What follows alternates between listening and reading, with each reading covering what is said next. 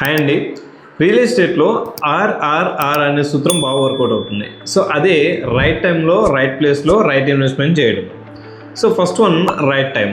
So ఇది కస్టమర్స్కి and బిల్డర్స్కి డిఫరెంట్గా వర్కౌట్ అవుతుంది. సో అది ఎలానో చెప్తాను. ఈ వీడియోని ఇప్పుడే సేవ్ చేసి మీ ఫ్రెండ్స్ అండ్ రిలేషన్స్కి షేర్ చేయండి. ఫర్ ఎగ్జాంపుల్ మీకు సప్లై అండ్ డిమాండ్ అనే ఫార్ములా గుర్తుందా? అదే సప్లై అనేది ఎక్కువగా ఉంటే డిమాండ్ అనేది తక్కువగా ఉంటుంది. అదే సప్లై అనేది తక్కువగా ఉన్నట్లయితే డిమాండ్ అనేది ఎక్కువగా ఉంటుంది. సో మనకు సేమ్ రియల్ ఎస్టేట్లో కూడా అదే వర్క్ అవుతుంది. ఒక స్మార్ట్ ఇన్వెస్టర్ ఎప్పుడు కూడా మార్కెట్ ఎప్పుడు డల్ అవుతుందా, ఎప్పుడు స్టేబుల్గా అవుతుందా అనేది ఎదురు చూసి మరి ఆ టైంలో ఇన్వెస్ట్మెంట్స్ అనేది ప్లాన్ చేసుకుంటారు. దీన్ని లో ప్రైస్ ఎంట్రీ స్ట్రాటజీ అని అంటారు. ఒక బెస్ట్ ఎగ్జాంపుల్, మీరు ఒక 20 lakhs బడ్జెట్లో ఒక ప్లాట్ తీసుకుందామని అనుకున్నారనుకోండి. సో మీకు మార్కెట్ డల్గా ఉంది కాబట్టి అండ్ స్టేబుల్గా ఉంది కాబట్టి మీకు ఒక 2000 తగ్గి 15 lakhsకే మీకు ప్లాట్ అనేది దొరుకుతుంది.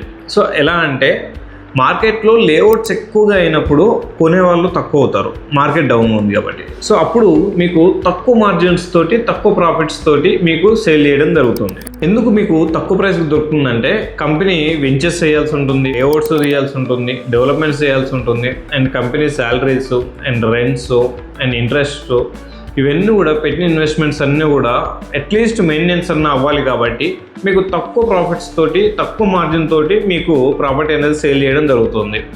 అండ్ దాంతోపాటుగా మీరు కొనేటప్పుడే ప్రాఫిట్స్తో ఉంటారు అండ్ డిమాండ్గా ఉంటారు.